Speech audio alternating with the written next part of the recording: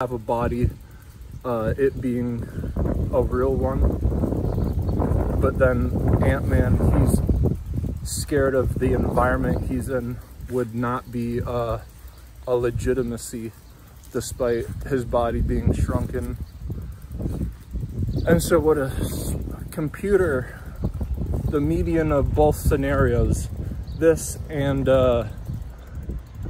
let's make this a bit more colorful by introducing what a flat Stanley is. This is a piece of paper that was said to be sent through the mail, and you would receive a flat Stanley and you would just send them around.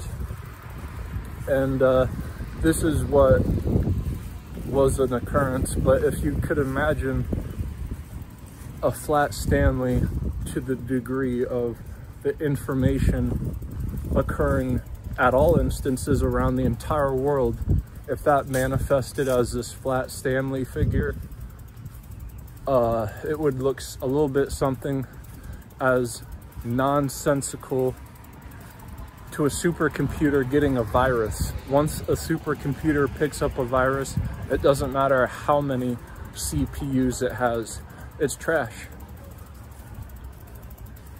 And I mention this is because with those three designations, if you combine all of them, it's nothing more than what cancer is. It spreads really quickly.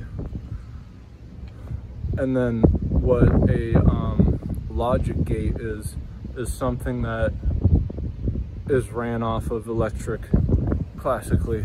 But if the more you combine what a logic gate is to things that are non-electric, then you're gonna have yourself a biomaterial.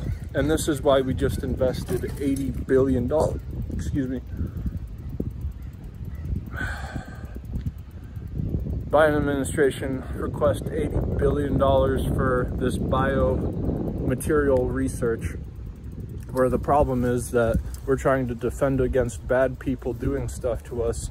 We don't know what they're gonna do, so we need $80 billion to do the same thing that I just got done explaining to you with three characters, to the likes of seeing how much protein is inside bugs versus a cow.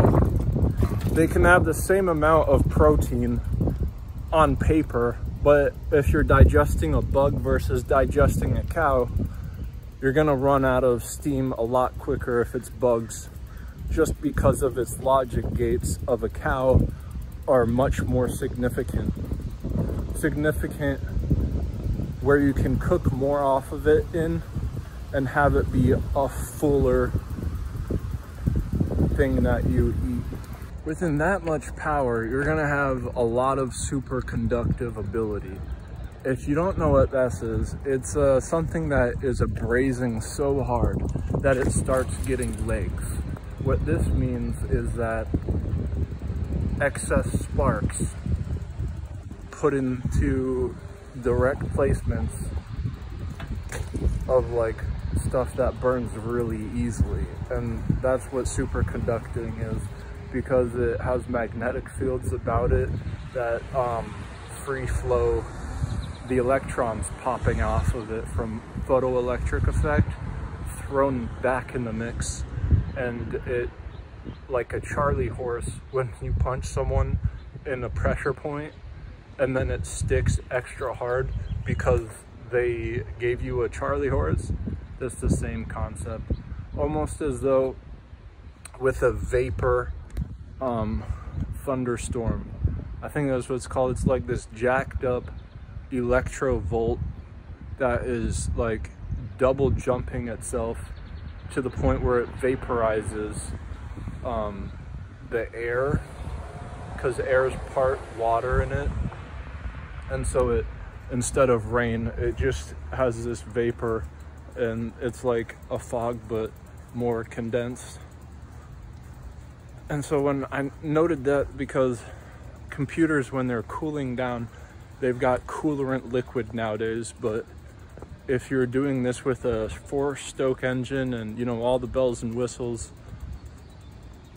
panels and fibers, just to pertain the rocket's accuracy to be catapulting itself on a crankshaft and doubling the piston heads, you know, that type of ordeal, it would be picking up as though capacitance plates. So if you want to like double in that accessibility, probably to compact the 4-stroke engine down to a smaller size, you'd have a jacked up system. See that dumpster? If you're just looking at it not from a diagonal, it would look as though one face of a 4-stroke engine.